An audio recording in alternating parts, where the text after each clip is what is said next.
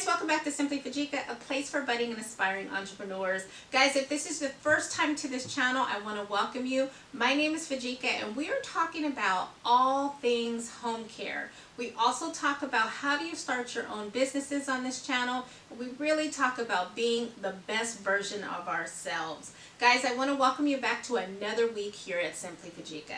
Before we get started, don't forget to like this video. Do not forget to subscribe and hit that bell notification so you're notified every time I drop a new video.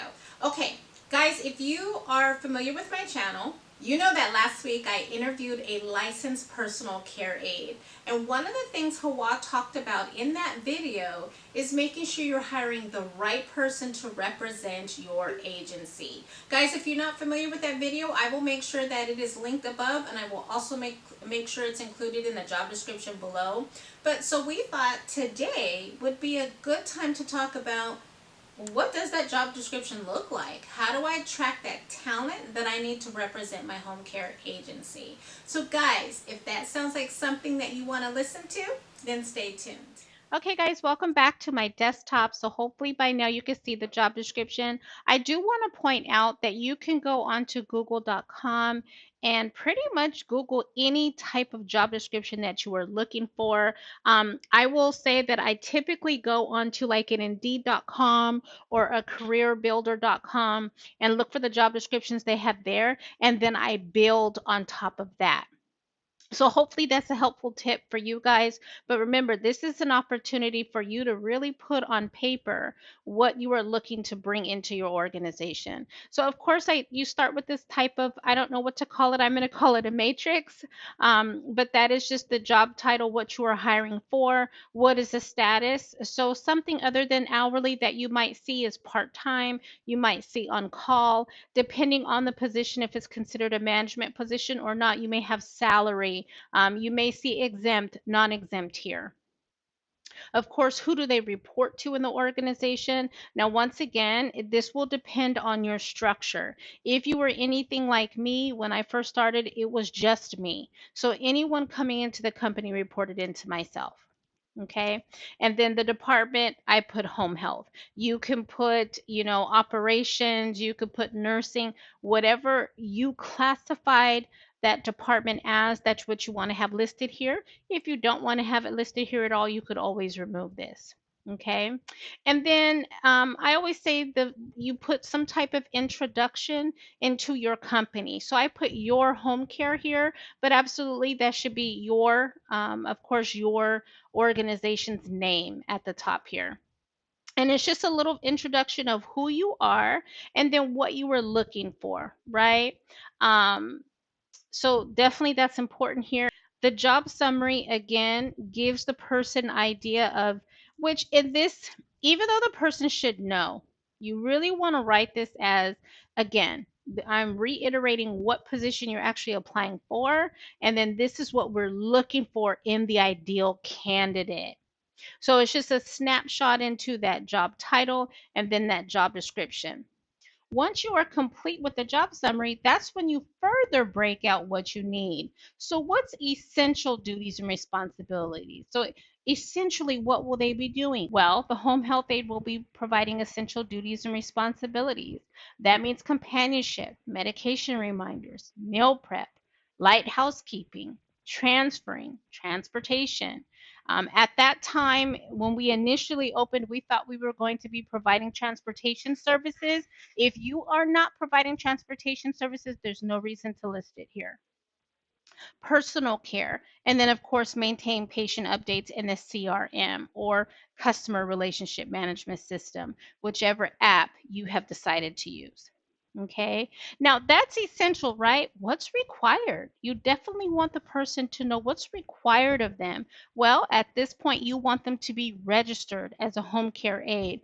Now, remember what I had said in a previous video, and I'll make sure it's included in the description when I was talking about, making the right hiring decisions for your organization, depending on where you are at in your business. So at this time, we were just launching. I really kind of didn't know what I was doing. I was still feeling through the requirement process. And so at this point, I wanted them to be registered. Okay, next we're going into the required qualifications or skills. So again, this section is now what this person absolutely has to have in order to be a part of your organization. So I like to say this because sometimes you will see a preferred. If that's the case, you don't want to put that here because you're saying in this section here, they have to have it to be a part of your organization. I did a video similar to this, and I can't remember the exact title right now, but it is hiring the right team members or staffing with the right team members. And so, even though I don't quite remember the title of it, I will make sure that it is including as a card above and that I will include it in the description below.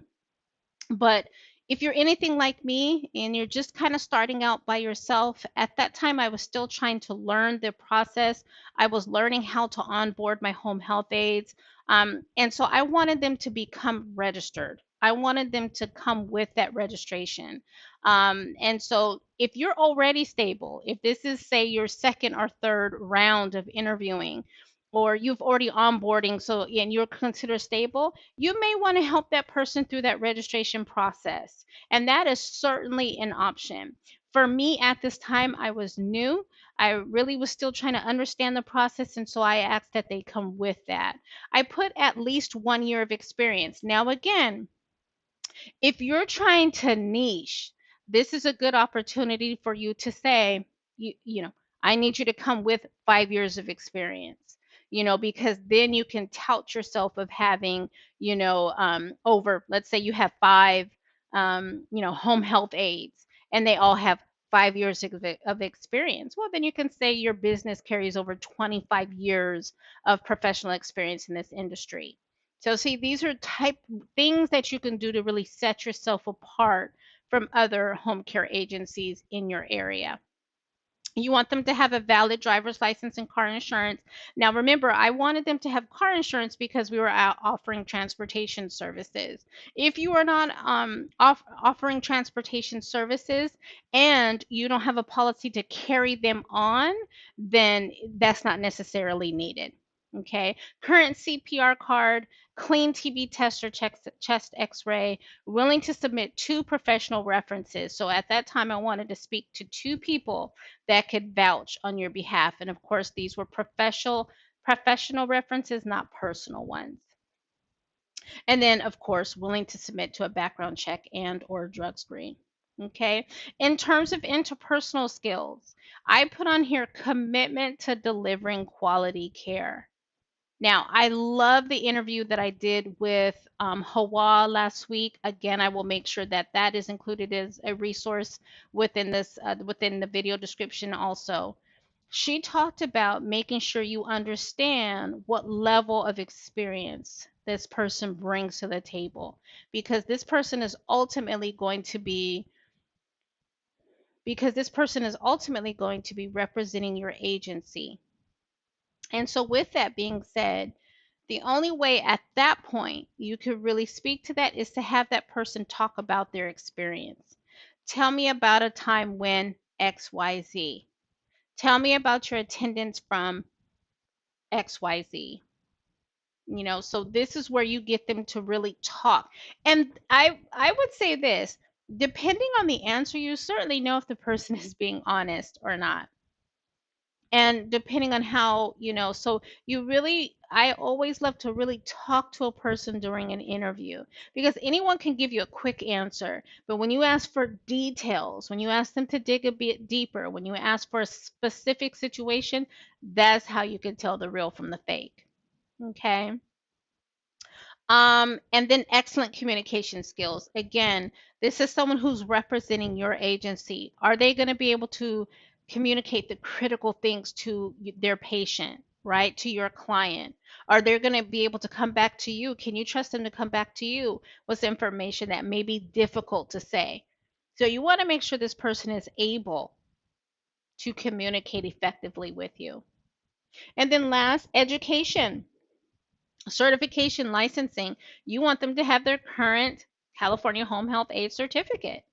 We already said that was required, but we're also putting it down here because it does fall under certifications, right? And again, it depends on if it is required. If it's not a requirement for you, don't put that here. And then, of course, the current CPR required. Now, again, you may run your home health aides through a certification. If that's something you do, again, that requirement doesn't need to be here. Okay, so this was exactly the one that I used when I went through the licensing. For some of you that I have helped you go through the licensing, this is the one that I recommend you use as well, just because I know that it does successfully get through.